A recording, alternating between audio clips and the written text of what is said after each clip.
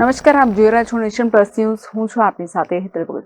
સુરતના ગોડદરા વિસ્તારમાં દિન દહાડે ફાયરિંગની ઘટના સામે આવી છે, જેમાં સંજય પડશાણ નામના વેપારી પર ફાયરિંગ કર્યું હોવાની માહિતી પ્રાપ્ત થઈ છે. સુરતના ગોડદરા વિસ્તારમાં ધોળા દિવસે સંજય પડશાણ નામના યાર્નના વેપારી પર ફાયરિંગ થયું છે. પાછળથી આવેલા બાઇક સવારે પીઠ પર ગોળી મારી છે. ગોળી વાગતા વેપારીને હોસ્પિટલ ખસેડવામાં આવ્યો છે. ફાયરિંગ કરી આરોપી ફરાર થઈ ગયો છે. ફાયરિંગ કેમ કરવામાં આવ્યું તે દિશામાં તપાસ હાથ ધરવામાં આવી છે.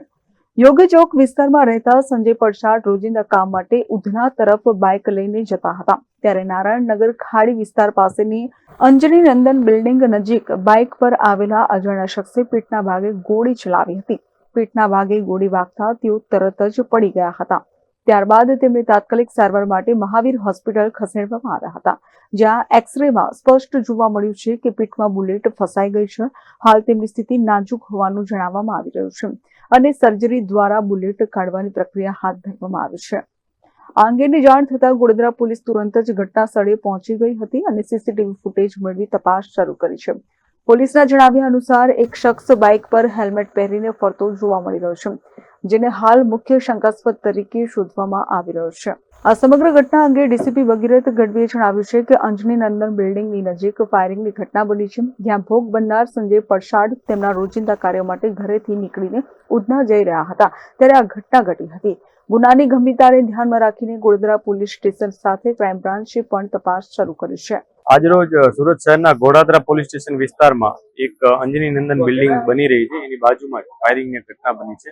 આ ઘટનામાં જે નારાયણનગર ખાડી વિસ્તાર કહેવાય છે, ત્યાં હકીકત એવી છે કે એક વ્યક્તિ જેમનું નામ સંજયભાઈ પરસાળા છે, તેઓ પોતાના રૂટીન કામમાં આજ સવારે જે એમનો રેગ્યુલર સમય છે એમાં મુજબ પોતાના ઘરેથી યોગી ચોકથી નીકળીને પોતાના કારખાના ખાતે આવતા હતા. ત્યાં તેમનું ગોડાઉન પણ છે. આ બાબતને લઈને એ લોકો જ્યારે પોતે પસાર થઈ રહ્યા હતા એ દરમિયાન એમના ઉપર કોઈ ફાયરિંગ કર્યું હોવાનું એમને થોડુંક અનુભૂતિ થઈ. પછી ચેક કરતા એમને ખ્યાલ આવ્યો કે કોઈકે એમને ગોળી મારી છે અને ત્યારબાદ તરત એમને મેડિકલ માટે લઈ જવામાં આવ્યા. પોલીસે અત્યારે પ્રાથમિક વિગતો મેળવી અને જે પણ શંકાસ્પદ વ્યક્તિઓ છે એ લોકોને તપાસવાની શરૂઆત કરી છે. આ ઉપરાંત જે ભોગ બનનાર છે એમની પણ અમે ડિટેલ મેળવી રહ્યા છીએ અને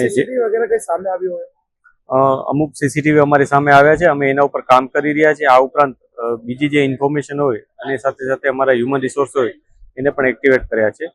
સુરત શહેરની ઝોન 2ની ટીમ સમગ્ર તમામ પોલીસ સ્ટેશનો, આ ઉપરાંત સુરત શહેરની ક્રાઇમ બ્રાન્ચ પણ આવી ગઈ છે અને તમામ લોકો સાથે મળી અને ડિટેક્શનની કામગીરી કરી રહ્યા છે. Bureau report, Nation Plus News, Surat. સમાચારોના સતત અપડેટ મેળવવા માટે અમારી નેશન પ્લસ ન્યૂઝની યુટ્યુબ ચેનલને સબસ્ક્રાઇબ કરો, બેલ આઇકન દબાવો અને જોડાયેલા રહો ફેસબુક, ઇન્સ્ટાગ્રામ અને ટ્વિટર પર.